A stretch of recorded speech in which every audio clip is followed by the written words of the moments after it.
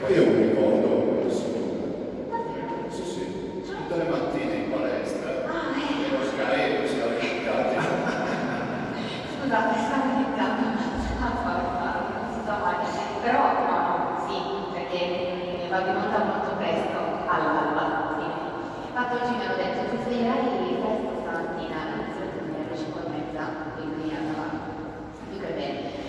Allora Presidente, innanzitutto le chiedo subito un commento rispetto a quello che ha sentito, perché è stato, secondo me, un discorso, un'intervista molto accurata, molto vera, molto sincera, quella da parte del Presidente Vescovi.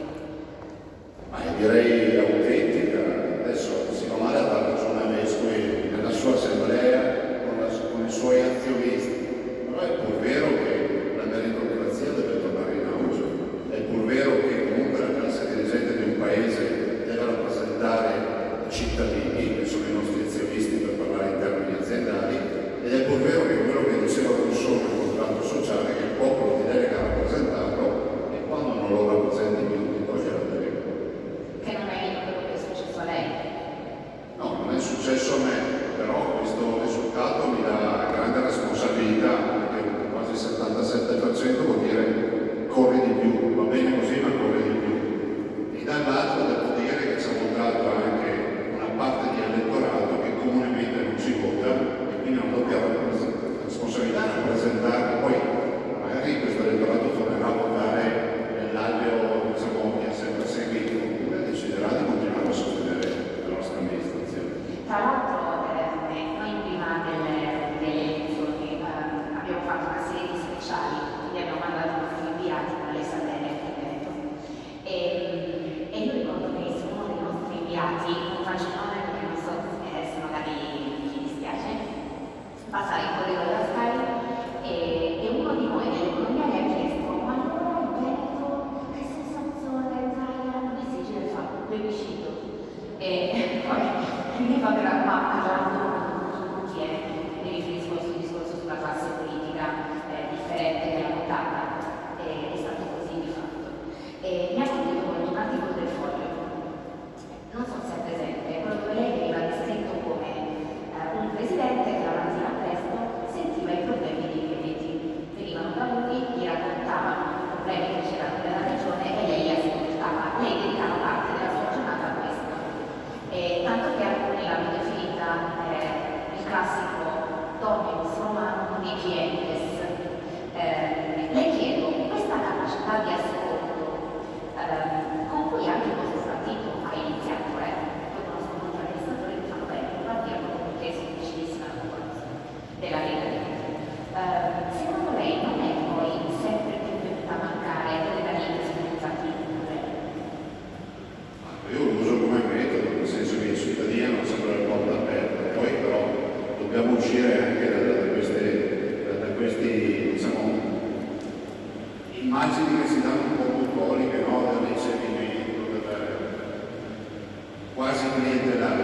La verità è che questa è una regione che ha guardato sempre al futuro con l'innovazione, è una regione che ha deciso che il mondo digitale va lasciato, che il mondo analogico resti alle spalle e si guarda al digitale, una regione che ha saputo innovare quando altri dormivano o si distraevano anche a livello nazionale.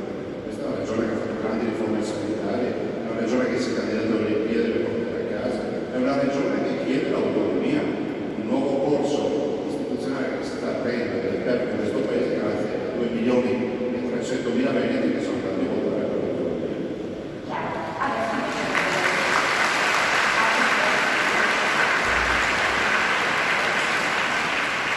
La parentesi del Covid per andare a toccare anche un po' di temi enucleati da Vescovi. Innanzitutto vorrei partire dall'attualità, se mi consente Isaia, e le chiedo, mi può raccontare in breve questa storia del team politico, come è cominciata, che cos'è che è successo, che ne stanno parlando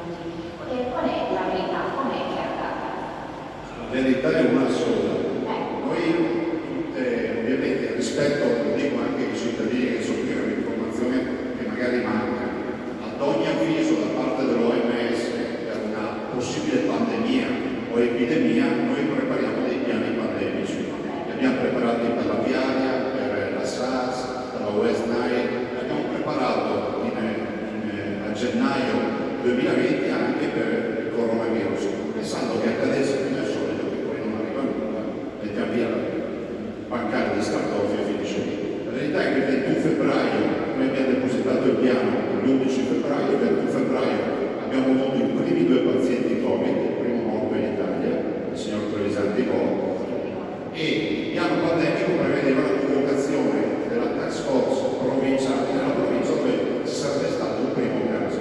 Io mi sono recato subito lì a Padova e io ho deciso di fare sostanzialmente tre cose, le ho decise in autonomia, prendendomi la responsabilità perché era un controllaggio, chiudere subito l'ospedale, perché non sapendo cosa sarebbe stato poi il futuro di questo virus, ho fatto chiudere l'intero ospedale ed evacuare, ho fatto mettere le tende riscaldate in tutti gli ospedali della protezione civile per iniziare eventuali retriage in caso di un'epidemia.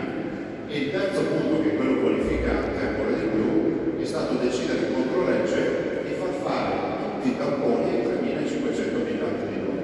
Non c'è stato nessun scienziato che mi ha consigliato di fare questo, nessun tecnico. Quando ero qui a tavolo mi hanno sconsigliato di farlo, mi hanno detto in Italia se andate a tirare perché fa tutti questi tamponi. Abbiamo scoperto con quei famosi tamponi che avevamo non solo i primi due contagiati a Roma, ma avevamo 83 persone asintomatiche positive. E ce l'avevamo stupato nei parti Roma, sarebbero andate a lavorare il giorno successivo magari in qualche altro paese. Dopodiché dopo 2 giorni ho firmato anche l'ordinanza, ho fatto ovviamente la zona rossa e poi sono andato giù. Questa è la storia. Tutto il resto è fantasia. Posso interrompere sul tema della pandemia? Ci tengo a dire una cosa. La cosa importante per l'industria manifatturiera oggi, e non solo per l'industria manifatturiera, ma per tutti quelli che hanno attività economiche in questo momento, la numero uno è la certezza di avere continuità nel lavoro. E per avere la certezza di questa continuità abbiamo bisogno che lo Stato, le istituzioni pubbliche, le istituzioni sanitarie siano sul pezzo, siano in grado di garantire la continuità. L'industria manifatturiera ha dimostrato che all'interno delle nostre aziende, così come oggi, è possibile lavorare in sicurezza con la massima tutela e garanzia dei nostri collaboratori. Lo abbiamo dimostrato in epoca di emergenza, senza alcun riferimento, con l'aiuto della regione e delle spese regionali.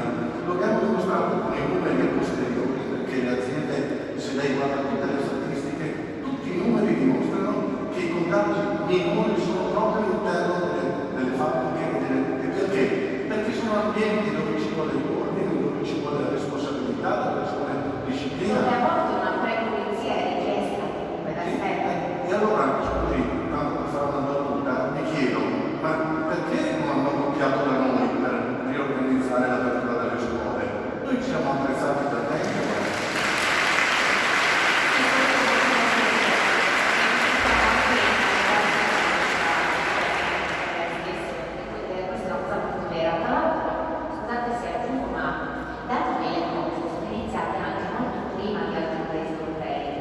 Fare tutto quello che lei ha detto, adesso dobbiamo quasi trasportare. Sinceramente io penso ci stava pure qualche errore, perché era una situazione talmente diversa, talmente strana.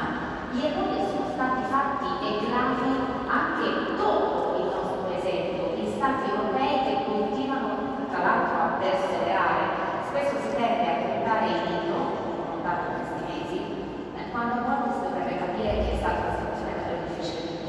Questo è il mio parere, ovviamente, quello Guardi, da un punto di vista di piano di sanità pubblica e epidemiologico abbiamo fatto scuola. Lo ha fatto con le scelte che abbiamo preso come corrente, l'ha fatto facendo, ecco, quando si dice no, cioè tu fai delle scelte contro anche il consenso pubblico, oggi è normale parlare di quarantena.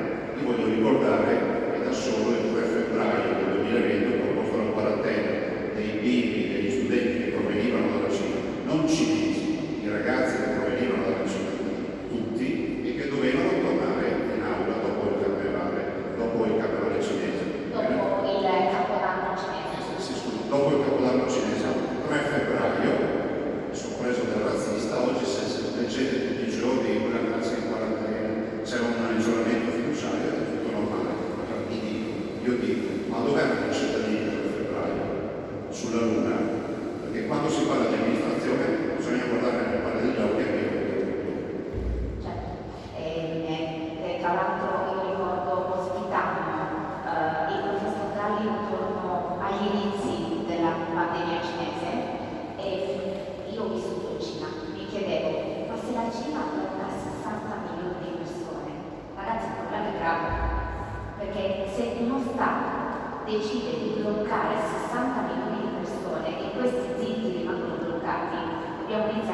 facevano, e quindi molti ritardi effettivamente. Però mi scusi, siccome poi io ho messo 140 giorni di bunker e di lavoro della protezione civile, io le chiedo dove erano i nostri scienziati che sono tutto il giorno in TV a spiegarci come funziona? Dove erano? E ci venivano a dire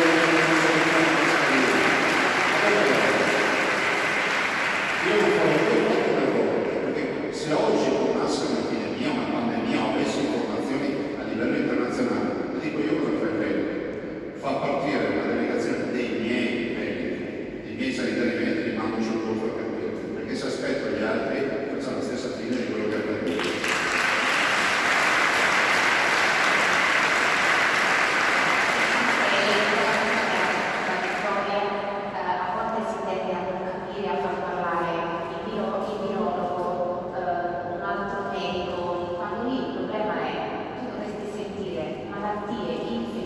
trasmissibili da animali a uomo, perché non tutti hanno esperienza nella stessa materia.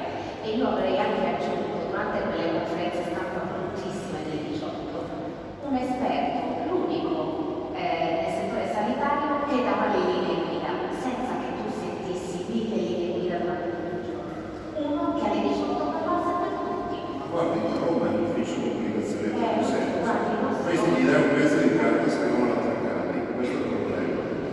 Allora, noi invece abbiamo avuto un approccio molto più pratico e le dirò, e lo dico sempre ai cittadini, quando vedete uno scienziato in TV che parla e vi spiega come funziona il mondo, fatevi solo una domanda. Questo qui ha responsabilità, lo parla per dare aria alla sua bocca. Ecco, 9 volte su 10 c'è che non ha responsabilità. Quindi vuol dire qualsiasi cosa, possibile che la conto. Allora, se io non avessi responsabilità, che io sul palco del Presidente Vescovi, stamattina comincio a dire, arrivate 6-7 mila casi al giorno, prendiamo tutto, bisogna portare mascherine anche quando vai al bagno da solo, bisogna fare un sacco di robe, mi va bene, divento un super figo, no? Quello che indovina e capisce il futuro. Mi va male, ma solo si ricorda di me, perché avrò una decina di colleghi che diranno altre tante cretinate nel frattempo. E questo è il metodo del quale si mette nei nostri panni che noi dobbiamo, io, non noi, io sono un soggetto autore, firmare ordinanza, decidere se puoi uscire di casa o non uscire di casa, capire i problemi che hanno i cittadini e le imprese. Cioè le imprese sono state eroiche in questo periodo. Bravo. Ci sono tutto. Stiamo dimenticando. La maggior parte di queste aziende esportano all'estero i corridoi sanitari per i tecnici, gli ingegneri, gli installatori degli impianti, i manutentori, i commerciali, non ci sono più le fiere. Come si fa a fare quelle che sono le attività tipiche di costruzione del valore all'interno del supply chain che comportano poi il co-design, la progettazione assieme, la definizione del prodotto in prospettiva assieme ai nostri clienti. Quindi è un problema pratico, tecnico, concreto,